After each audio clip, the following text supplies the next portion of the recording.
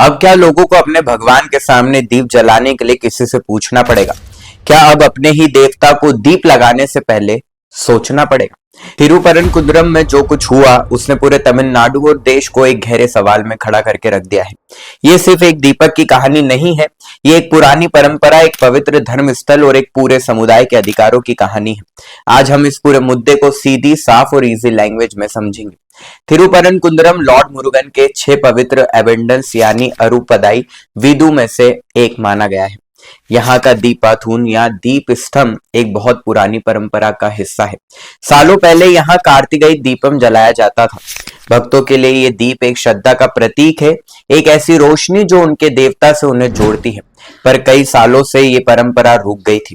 इसका कारण लोगों की आस्था नहीं थी, बल्कि एडमिनिस्ट्रेटिव और पॉलिटिकल डर था। बहुत लोगों का मानना था कि सरकारी डिपार्टमेंट्स और टेंपल एडमिनिस्ट्रेशन अननेसेसरी रोक लगा रहे थे।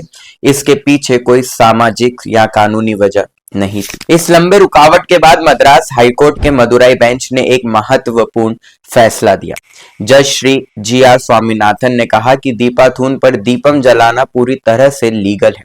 कोर्ट ने इस परंपरा को एक बार फिर से बहाल किया और ये भी कहा कि ये हिंदू पूजा अधिकार का हिस्सा है। कोर्ट की नजर में ये एक सेक्रेड कस्टम था जिसे रोकना गलत था। इस फैसले के बाद आस्था रखने वाले लोगों को लगा कि अब परंपरा वापस आएगी और दीपाथून पर दीप जलाएगा जैसे पहले जला करता था। लेकिन एग्जैक्टली यहीं से कंट्रोवर्सी शुरू हुई। डीएमके गवर्नमेंट ने इस जजमेंट के खिलाफ एक अपील फाइल कर दी। सरकार का कहना था कि कुछ एडमिनिस्ट्रेटिव चैलेंजेस हैं और इसलिए दीपाथून पर दीप नहीं जलाना चाहिए। लेकिन भक्तों और हिंदू ग्रुप्स को लगा कि ये एक पॉलिटिकल डिसीजन है और सरकार जाने अनजाने में हिंदू ट्रेडिशंस के प्रति एक हॉस्टाइल स्टैंड ले रही। इस अपील को लेकर लोगों में बहुत नाराजगी फैलने लगी।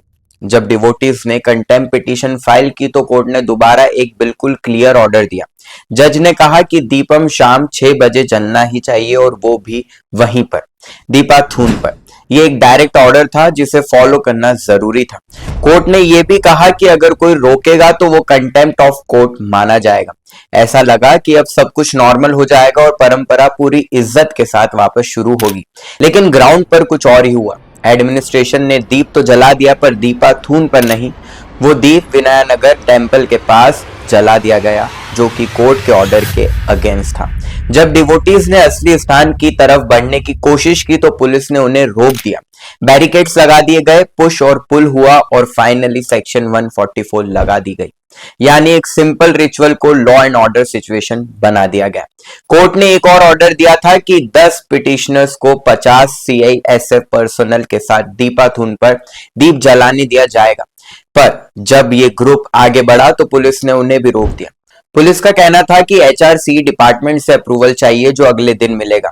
यहाँ सबसे बड़ा सवाल ये उठता है कि जब कोर्ट ने सेम डे का ऑर्डर दिया था तो फिर एडमिनिस्ट्रेशन ने उसको नेक्स्ट डे की परमिशन से क्यों डिले किया? क्या ये डेलिबरेट अटेम्प्ट था या कोई एडमिनिस्ट्रेटिव कंफ्यूजन? ये सवाल आज भी लोगों के मन में है। यहाँ एक और इम्पोर्टेंट बैकग्राउंड समझना जरूरी है। तमिलनाडु में टेम्पल्स एचआरसी डिपार्टमेंट के कंट्रोल में होते हैं। इसका मतलब टेम्पल्स के एडमिनिस्ट्रेशन और डिसीजन मेकिंग काफी हद तक गवर्नमेंट के कंट्रोल में होती है। कई हिंदू ऑर्गेनाइजेशन का एलिगेशन है कि इस सिस्टम में ट्रेडिशंस को मॉडिफाई किया जाता है और आस्था की जगह पेपर वर्क और परमिशन ज्यादा इंपॉर्टेंस ले लेती है। इसी वजह से ये मुद्दा और भी सेंसिटिव बन गया है। तिरुपरनकुंद्रम का ये इंसिडेंट वायरल इसलिए हुआ क्योंकि लोगों ने इसमें एक दीपक नहीं बल्कि अपने आइडेंटिटी और डिवोशन की लड़ाई देखी। कोर्ट का ऑर्डर एक साइड में था और सरकार और पुलिस का एक्शन दूसरी साइड में। और जब रिलीजियस राइट्स की बात आती है तो थोड़ी सी भी परसीव इनजस्टिस लोगों के इमोशन को डीपली अफेक्ट करती है। आज जब हम पीछे मुड़कर देखते हैं तो ये मुद्दा एक सिंपल रिचुअल का नहीं लगता। ये एक बड़ा सवाल बन गया है कि क्या गवर्नमेंट्स को राइट है कि वो सेंचुरीज ओल्ड रिलीजियस ट्रेडिशंस को रोक सके?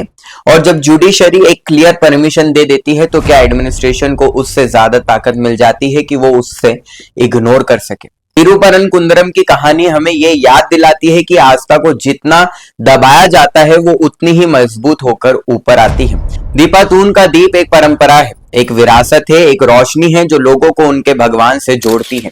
और ये रोशनी चाहे कितनी भी रुकावटें सामने आए, खुद को जलाने का रास्ता ढूंढ ही लेती है। ये मुद्दा शायद अभी खत्म नहीं हुआ है।